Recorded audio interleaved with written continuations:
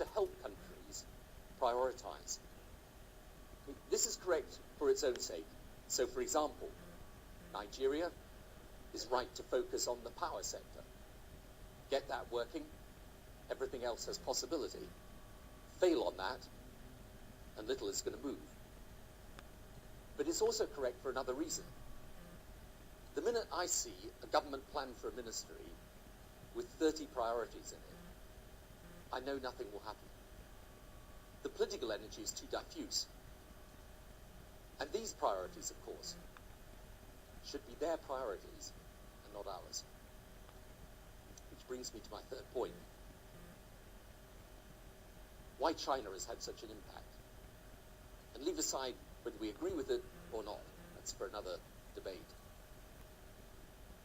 Let us understand why they have the influence. It's not only money. It's that they ask the country what the country needs and supply it. Usually it is infrastructure, roads, power, even functioning government buildings. And they do it. Now we can do it too. But we have to work on the things the country judges to be vital, which are not always and necessarily the same things that get the biggest cheer back in our home legislature. Now, none of that means that we don't push on areas we sensibly think are priorities, like health and education, Sierra Leone and Liberia, where we're working.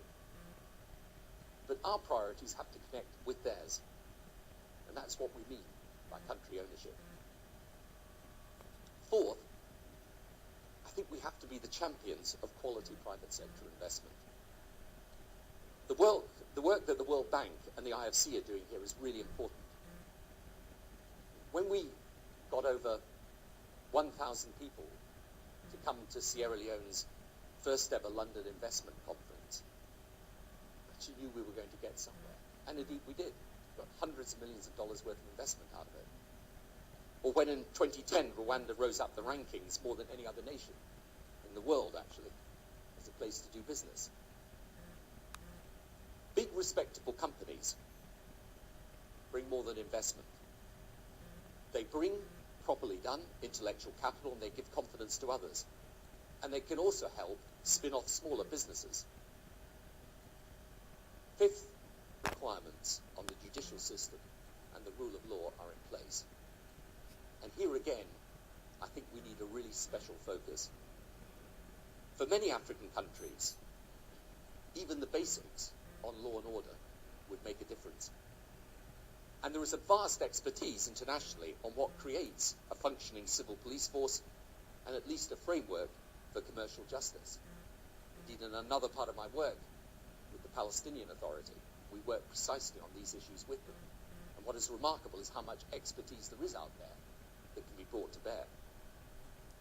For understandable reasons, some African countries struggling to emerge from conflict have put a major emphasis on building their army and their security forces. But actually for many ordinary citizens, and of course for would-be expatriates that come and work there, travelling the streets of the capital free from fear is a prerequisite of a confident future. It's actually a proper, non-corrupt civic police that they need. And here is the sixth point. The capacity in all areas that we have to build requires a deep level of practical expertise. The good news is that this expertise exists. The challenge is I think we can do so much more to use it in the development field. What we found in AGI's work is that there is this huge untapped resource out there in the wealthy nations for precisely the expertise that African countries often require. There are analysts and experts from major private sector companies who would eagerly accept the prospect of 1 to 2 years working in Africa with a level of political responsibility and practical responsibility they would never attain back home. They are well-trained, smart, above all, well-motivated. Then there is a legion of the retired, the people who might be in their 60s, have enormous experience of practical problem solving at the top ranks of business or government, and they would love a chance to be involved. Just recently, when we were